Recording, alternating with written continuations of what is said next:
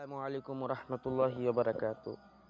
নবী সাল্লাল্লাহু আলাইহি সাল্লাম ইরশাদ করেছেন, প্রতিটি শিশু ফিতরাতের উপর অর্থাৎ সত্য স্বভাবের উপর জন্মগ্রহণ করে, পরে তার মা বাবা তাকে ইহুদি বানায় কিংবা নাসারা বানায় কিংবা মাজারি বানায়। অর্থাৎ মানব শিশু যখন পৃথিবীতে আগমন করে তখন তার মাঝে হকের দাওয়াত গ্রহণ করার এবং তাওহীদ ও রিসালাতের প্রতি ঈমান আনার স্বভাব যোগ্যতা বিদ্যমান থাকে।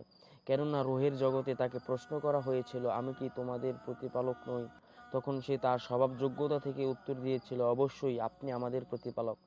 সুতরাং বোঝা গেল, আল্লাহর একত্বের পূর্ণ পরিচয় নিয়ে প্রতিটি রূহ মানব শিশু দেহের প্রবেশ করে এবং পৃথিবীতে আগমন করে, হোক সে মুসলিম পরিবারের শিশু কিংবা নাস্তিক পরিবারের জন্মদানকারী পিতামাতাই পরবর্তীতে নিষ্পাপ মানব শিশুর সর্বনাশ করে এবং স্রষ্টার সাথে সৃষ্টির স্বভাব সম্পর্ক বিনষ্ট করে।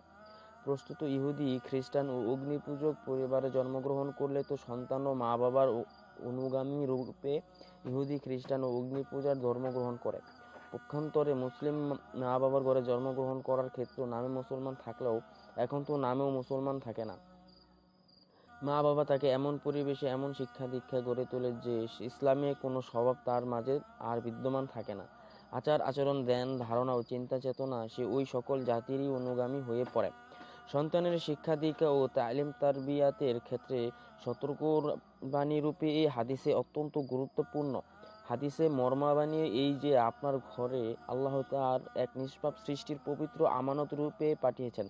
ঈমান ও ইসলামের স্বভাব নিয়ে আপনার শিশু দুনিয়াতে এসেছে। এখন মা বাবা হিসেবে আপনার আমার অবশ্য কর্তব্য হলো ব্যক্তির জীবনের আমল আখলাক ও আচার আচরণের মাধ্যমে সেই স্বভাব ধর্মর জীবন্ত আদর্শ তার সামনে তুলে ধরা এবং ঘরে ও বাইরে তার জন্য এমন শিক্ষা ও পরিবেশ নিশ্চিত করা যা তার শিশু সত্তায় নিহিত স্বভাব ও ফিতরাতকে শক্তি ও পুষ্টি যোগাবে। এই ব্যতিক্রম ঘটলে আপনার সন্তান ধীরে ধীরে তার আল্লাহর প্রদত্ত স্বভাব ও ফিতরাতে থেকে বিচ্যুত হতে থাকবে। ইহুদি, নাসারা ও হিন্দু মাজুসিরা স্বভাব তথা কৃষ্টি ও সংস্কৃতি এবং চিন্তা ও বিশ্বাস গ্রহণ করতে থাকবে। বলা বাহুল্য যে এটা হবে আমাদের কাছে আল্লাহর গচ্ছিত মহান আমানতের এক অমার্জনীয় খেয়ানত। এজন্য মা বাবা হিসেবে সর্বাগ্রে আমাদেরকেই আল্লাহর কাছে জবাবদিহি করতে হবে। আল্লাহ পাক আমাদেরকে সহি বুঝে আমল করার তৌফিক দান করুন। আমিন।